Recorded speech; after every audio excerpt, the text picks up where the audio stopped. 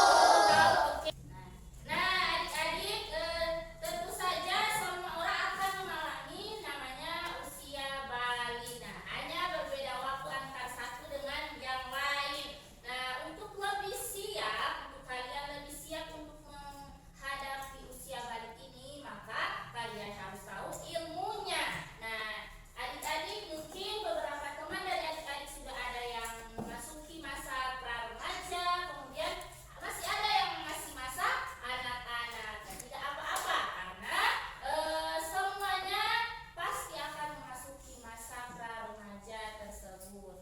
Jadi sesuai materi kita pada hari ini yaitu perkembangan usia atau kedewasaan sangat penting. Kenapa penting? Karena berhubungan dengan kewajiban adik-adik yaitu kewajiban menurut syariat agama Islam. Nah, usia balik ini kemudian adik-adik akan memasuki fase yang baru. Nah, fase inilah yang membuat adik-adik lebih bertanggung jawab kepada diri sendiri dan mulai merasakan perasaan yang akan muncul.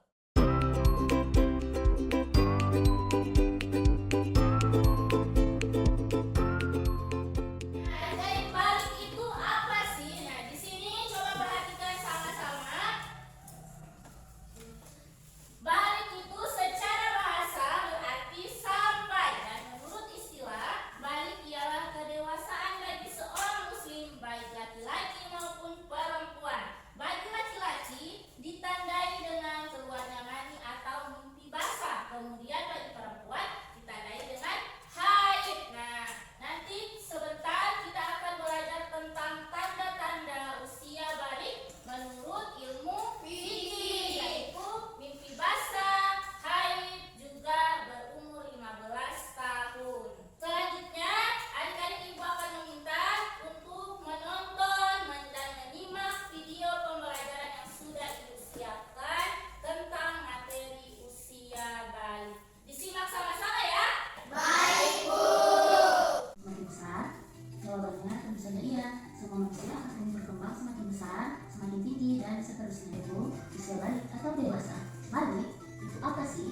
Secara bahasa, balik artinya sampai. Kalau secara istilah, artinya kedewasaan tanda-tanda balik dalam pandangan ilmu fikih, balik pada tatanan ilmu biologi, dan kewajiban apa saja yang dilibatkan pada usianya. Tanda usia balik menurut ilmu fikih pada laki-laki mengalami yang namanya ihtilam atau mimpi basah, dan pada perempuan ditandai dengan keluarnya darah haid atau menstruasi.